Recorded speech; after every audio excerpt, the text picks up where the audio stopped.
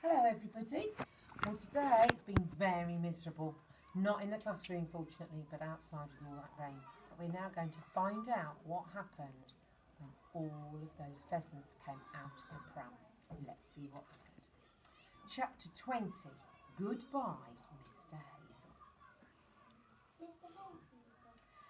The big shiny silver Rolls-Royce had braked suddenly and come to a stop right alongside the filling station. Behind the wheel I could see the enormous pink beery face of Mr. Victor Hazel staring at the pheasants.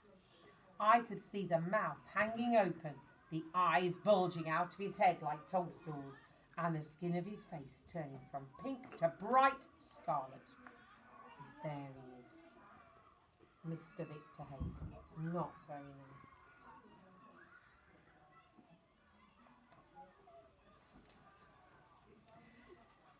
The car door opened and out he came, resplendent in fawn-coloured riding boots and high-polished boots on the ends. There was a yellow silk scarf with red dots on it around his neck, and he had a sort of bowler hat on his head.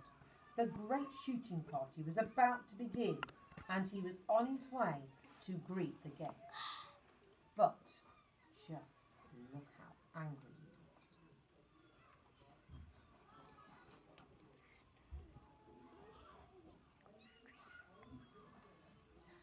He left the door of his Rolls-Royce open and came at us like a charging bull.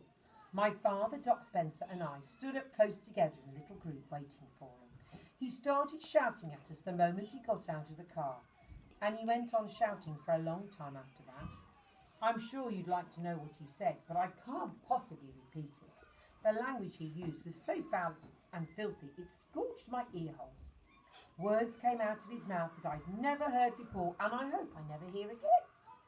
Little flecks of white foam began forming round his lips and running down his chin onto the yellow silver scarf. It was not a pretty sight.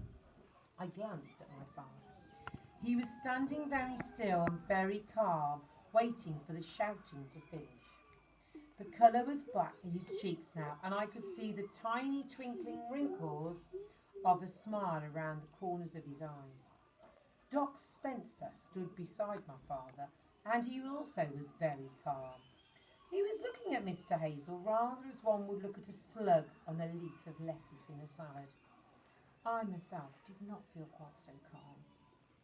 But they are not your pheasants, my father said at last. They're mine. Don't lie to me, man, yelled Mr. Hazel. I'm the only person round here who has pheasants. They're on my land, said my father quietly. They flew onto my land, and so long as they stay on my land, they belong to me. Don't you know the rules, you bloated old blue-faced baboon? Doc Spencer started to giggle. Mr. Hazel's skin turned from purple to scarlet. His eyes and his cheeks were bulging so much with rage it looked as though someone was blowing up his face with a bicycle pump. He glared at my father. Then he glared at the dopey pheasants swarming all over the filling station. What's the matter with them? He shouted. What have you done to them? At this point, pedalling grandly towards us on a black bicycle, came the arm of the law in the shape of Sergeant Enoch Samways, resplendent in his blue uniform and tiny buttons. It was always a mystery to me how Sergeant Samways could sniff out trouble wherever it was. Let there be a few boys fighting on the pavement, or two motorists arguing over a dented bumper, and you could bet your life the village policeman would be there within minutes. We all saw him coming now, and a little hush fell upon the entire company. I imagine the same sort of thing happens when a king or a president enters a room full of chattering people. They all stop talking and stand very still as a mark of respect for a powerful and important person. Sergeant Samways dismounted from his bicycle and threaded his way carefully through the mass of pheasants squatting on the ground. There he is. He's just come through with his bicycle.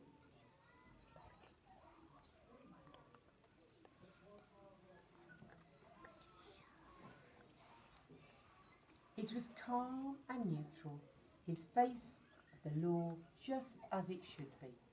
For a full half-minute he allowed his eyes to travel slowly round the filling station, gazing at the mass of pheasants squatting all over the place. The rest of us, including even Mr. Hazel, waited in silence for judgment.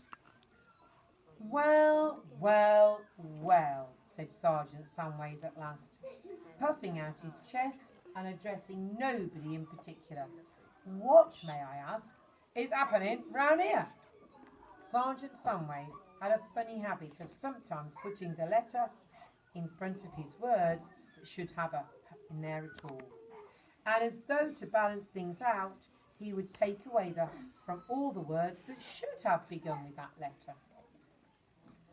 We'll just carry on in a moment, children.